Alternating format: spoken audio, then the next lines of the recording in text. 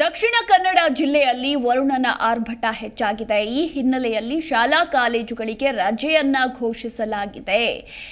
ದಕ್ಷಿಣ ಕನ್ನಡ ಜಿಲ್ಲೆಯಲ್ಲಿ ವ್ಯಾಪಕ ಮಳೆ ಹಿನ್ನೆಲೆ ದಕ್ಷಿಣ ಕನ್ನಡ ಜಿಲ್ಲೆಯ ಶಾಲಾ ಕಾಲೇಜುಗಳಿಗೆ ಇವತ್ತು ಕೂಡ ರಜೆಯನ್ನ ಘೋಷಣೆ ಮಾಡಲಾಗಿದೆ. ಈ ಕುರಿತಾಗಿ ಜಿಲ್ಲಾಧಿಕಾರಿ ಮುಲೈ ಮುಗಿಲನ್ ಪ್ರಕಟಣೆಯನ್ನ ಹೊರಡಿಸಿದ್ದಾರೆ.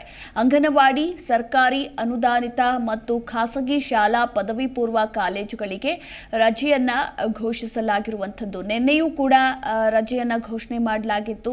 ಇನ್ನು ಇವತ್ತು ಕೂಡ ರಜೆಯನ್ನ ಘೋಷಿಸಲಾಗಿದೆ. ಅಷ್ಟರ ಮಟ್ಟಿಗೆ ದಕ್ಷಿಣ ಕನ್ನಡ ಜಿಲ್ಲೆಯಲ್ಲಿ ವರುಣನ ಆರ್ಭಟ ಹೆಚ್ಚಾಗಿರುವಂಥದ್ದು.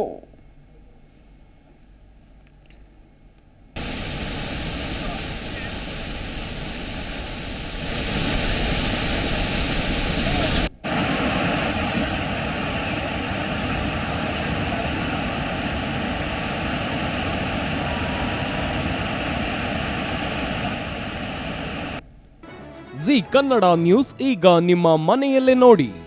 ಎಲ್ಲ ಕೇಬಲ್ಗಳಲ್ಲಿ ಈಗ ಲಭ್ಯ.